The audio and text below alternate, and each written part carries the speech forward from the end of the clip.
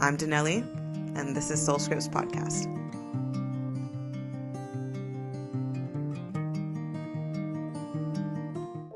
Hi, friends. My name is Daneli, and I am your host here at the Soul Scripts Podcast. Before we dive into conversations about healing faith, mental health, and the human experience, I felt it was very important to share my why.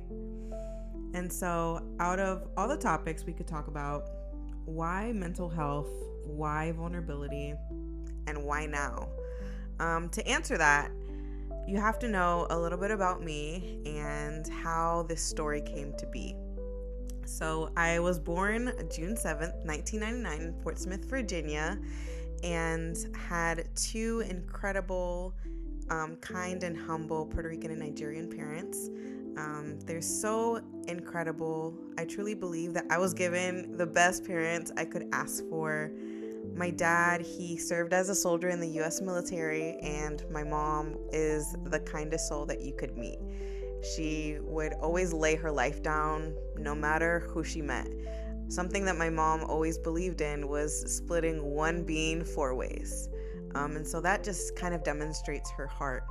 And my dad, he was always an example to me of discipline, of kindness, of bravery, perseverance, and never giving up.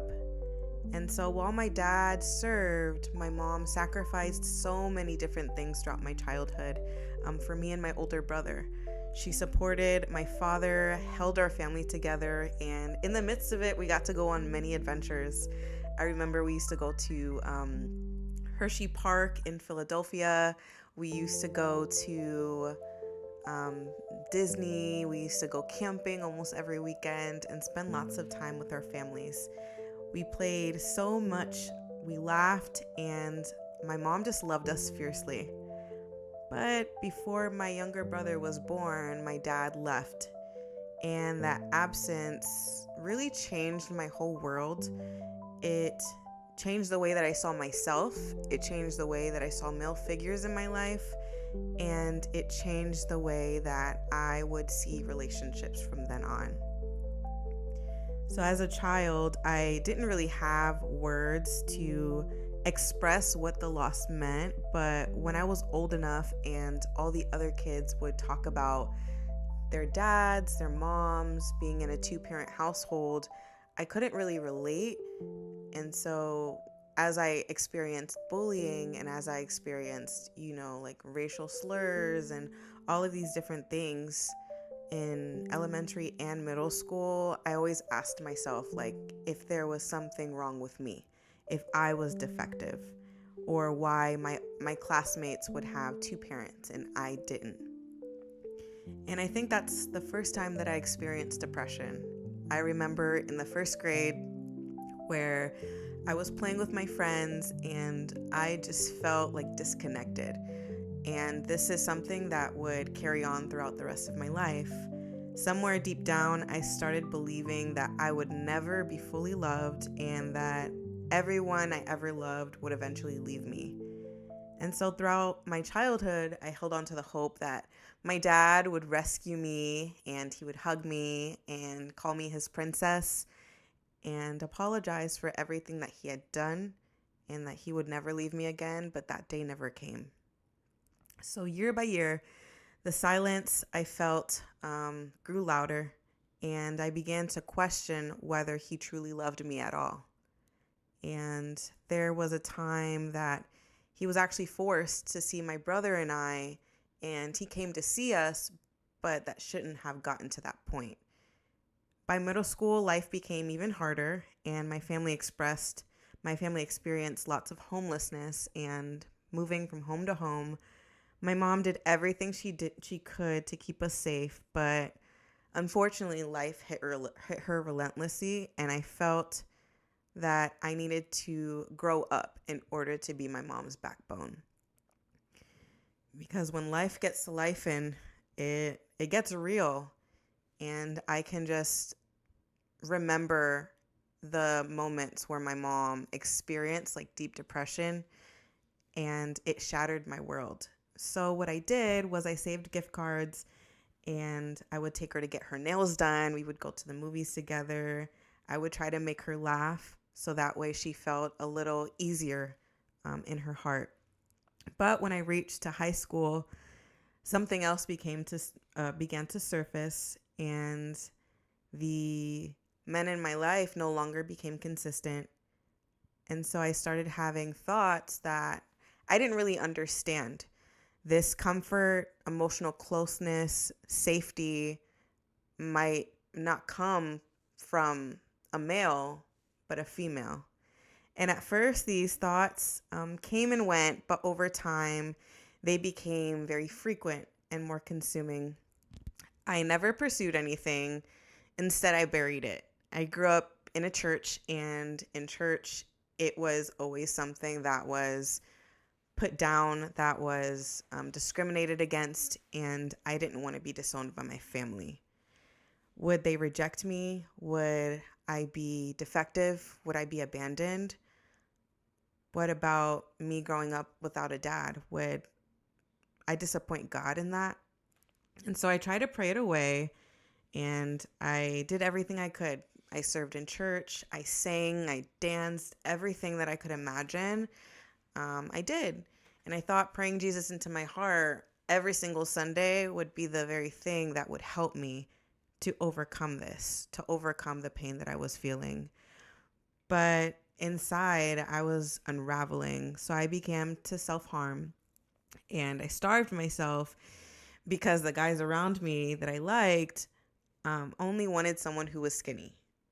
And so I lived constantly at extremes, giving my whole heart to whatever I thought might finally make me feel accepted. And yet, no matter what I did, I still felt like the odd one out. I still felt completely broken. And I constantly asked myself if I was going to hell. And so I wanted to do something. I couldn't do it in church. I couldn't do it at home. So I decided to join the military to finally make something of myself. But instead, I experienced toxicity, chaos, and hypocrisy, thinking that those around me were the ones that were going to keep me safe. But in reality, those were the ones that harmed me the most. And as I was in the Army, I encountered things that no teenager at the age of 17 should ever encounter. And I had to be in an environment that suicide, sexual assault, sex trafficking, and murder was something normal. The world showed me the darkest corners of itself very quickly. And even the relationship that I was in reflected the same chaos that I experienced while I was in the Army. And so when I would go home, I would think that, okay, well, I'm at home, I'm safe. But instead, it was absolute chaos. There was no peace. And then I became pregnant with twins and miscarried them both.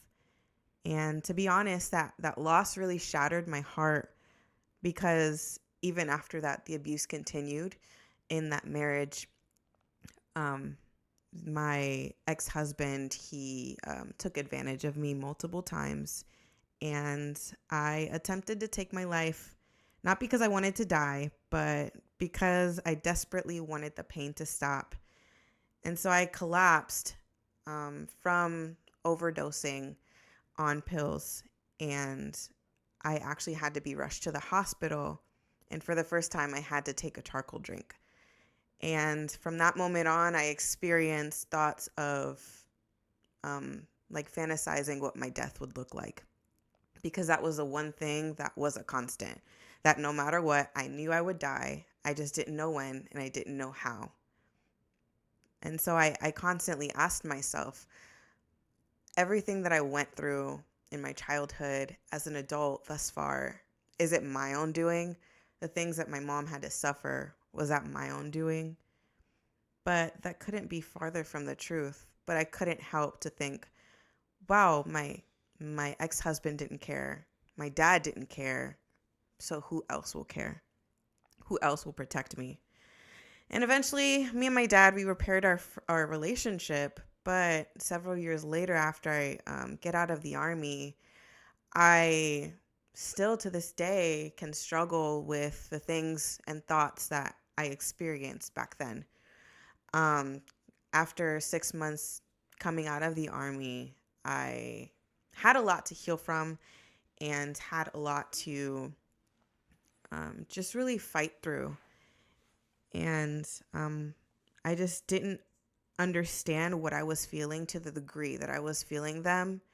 And there was a lot of emotions, but eventually I finally got my diagnosis, which I have 3 diagnoses, which is bipolar 2, complex PTSD, and OCD.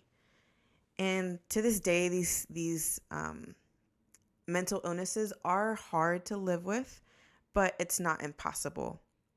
I remember there were times while I was in the Army, I actually had several panic attacks that looked like epilepsy, to the point where I was in the hospital 4 to 5 times a month because of the severity of those panic attacks. But to this day, I'm still healing. And although it is hard, although it is difficult, and it's something that I have to continue to fight through, I'm still healing. And so I'm grateful for the day that my cousin got baptized for the forgiveness of his sins, because at that day, that's when 4 women came up to me to study the Bible with me. But they didn't know that that was the day that I was going to attempt to kill myself for the last time. And what that showed me was how hard God was fighting for my soul. Through genuine community, vulnerability, truth, I began to heal truly from the inside out. And this is something that I'm still healing through. So there are 2 scriptures that really help me when I do struggle, because I still do, especially with wanting to be seen, with wanting to understand what my purpose is. And the first scripture is Acts 17, verses 24 to 28, which really show me that, God was reaching out to me the whole entire time, and he just needed me to reach back out. He needed me to express how deeply I wanted a relationship with him, but he also wanted to show me that he was fighting for me all along. And Genesis 16:13, where Hagar calls the Lord El Roi, saying, "You are the God who sees me." And this helps me because of the fact that I didn't really have a father figure. I didn't really have great examples of what a male figure should be in my life. And so that is who God is to me. He's a real father, and he continues to heal me from the inside out. But the reason I share all these things is not for pity. I don't want you guys to pity me at all whatsoever. I share these things because this is not just my story. It's your story too, and it deserves to be heard. I'm Daneli, and this is Soul Scripts Podcast.